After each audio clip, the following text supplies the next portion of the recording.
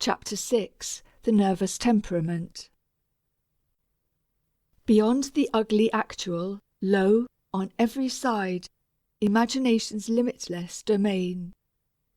Browning. He that too much refines his delicacy will always endanger his quiet. Samuel Johnson. The great refinement of many poetical gentlemen has rendered them practically unfit for the jostling and ugliness of life. Stevenson. It has been my fortune as a physician to deal much with the so-called nervous temperament. I have come both to fear and to love it. It is the essence of all that is bright, imaginative, and fine, but it is as unstable as water. Those who possess it must suffer. It is their lot to feel deeply, and very often to be misunderstood by their more practical friends. All their lives these people will shed tears of joy, and more tears of sorrow. I would like to write of their joy, of the perfect satisfaction, the true happiness that comes in creating new and beautiful things, of the deep pleasure they have in the appreciation of good work in others. But with the instinct of a dog trained for a certain kind of hunting, I find myself turning to the misfortunes and the ills. The very keenness of perception makes painful anything short of perfection. What will such people do in our clanging streets? What of those fine ears tuned to the most exquisite appreciation of sweet sound? What of that refinement of hearing that detects the least departure from the rhythm and pitch in complex orchestral music? And must they bear the crash of steel on stone, the infernal clatter of traffic? Well, yes, as a matter of fact, they must, at least for a good many years to come, until advancing civilization eliminates the city noise. But it is not always great noises that disturb and distract. There is a story told of a woman who became so sensitive to noise that she had her house made soundproof. There were thick carpets and softly closing doors. Everything was padded. The house was set back from a quiet street, but that street was strewn with tanbark to check the sound of carriages. Surely here was bliss for the sensitive soul. I need not tell the rest of the story. How absolutely necessary noises became intolerable, and the poor woman ended up by keeping a man on the place to catch and silence the tree toads and crickets. There is nothing to excuse the careless and unnecessary noises of the world. We shall dispose of them finally as we are disposing of flamboyant signboards and typhoid flies. But meanwhile, and always, for that matter, the sensitive soul must learn to adjust itself to circumstances and conditions. This adjustment may in itself become a fine art.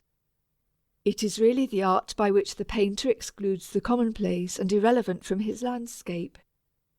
Sometimes we have to do this consciously. For the most part, it should be a natural, unconscious selection. I am sure it is unwise to attempt at any time the dulling of the appreciative sense for the sake of peace and comfort. Love and understanding of the beautiful and true is too rare and fine a thing to be lost or diminished under any circumstances. The cure, as I see it, is to be found in the cultivation of the faculty that finds some good in everything and everybody. This is the saving grace. It takes great bulks of the commonplace and distills from the mass a few drops of precious essence. It finds in the unscholarly and the imperfect rare traces of good. It sees in man, any man, the image of God, to be justified and made evident only in the sublimity of death, perhaps, but usually to be developed in life. The nervous person is often morose and unsocial, perhaps because he is not understood, perhaps because he falls so short of his own ideals. Often he does not find kindred spirits anywhere. I do not think we should drive such a man into conditions that hurt. But I do believe that if he is truly artistic, and not a snob, he may lead himself into a larger social life without too much sacrifice.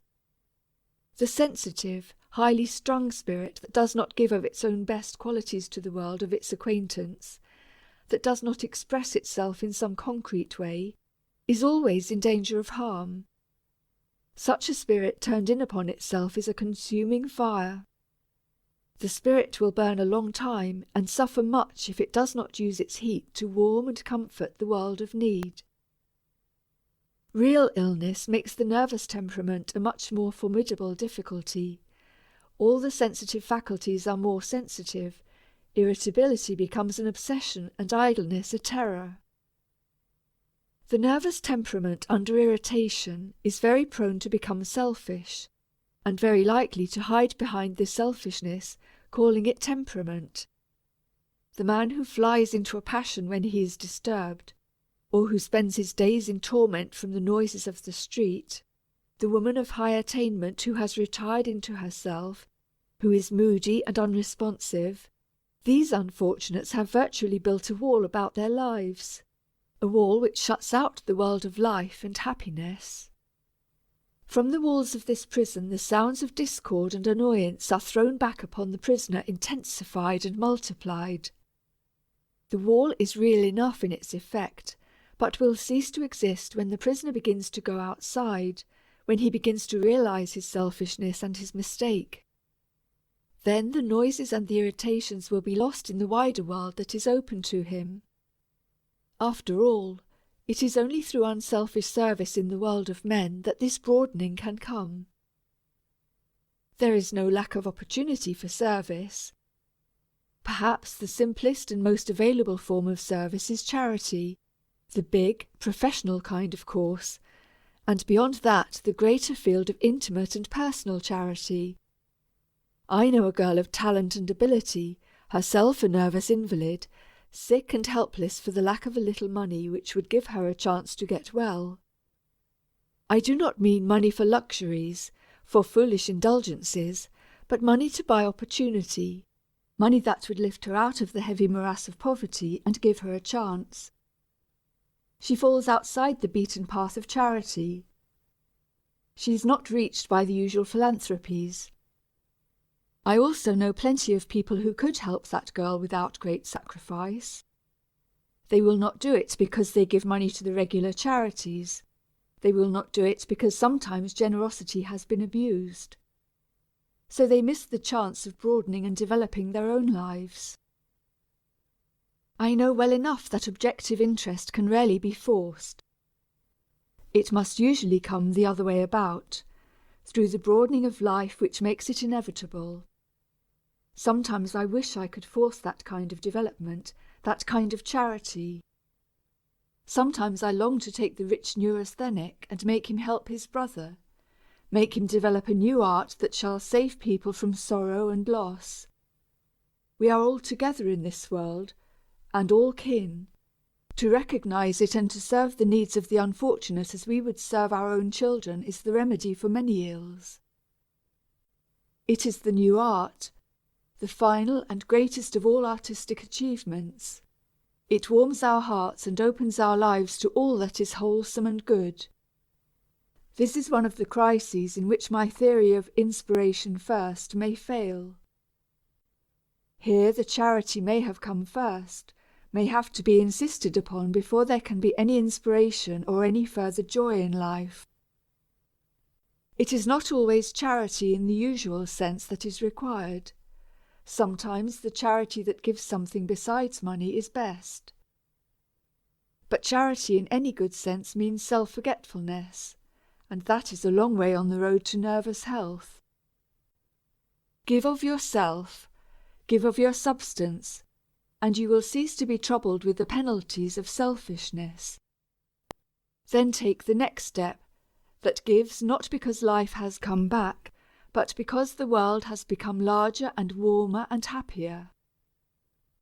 When the giver gives of his sympathy and of his means because he wants to, not because he has to do so, he will begin to know what I mean when I say it is better to have the inspiration first. End of chapter 6.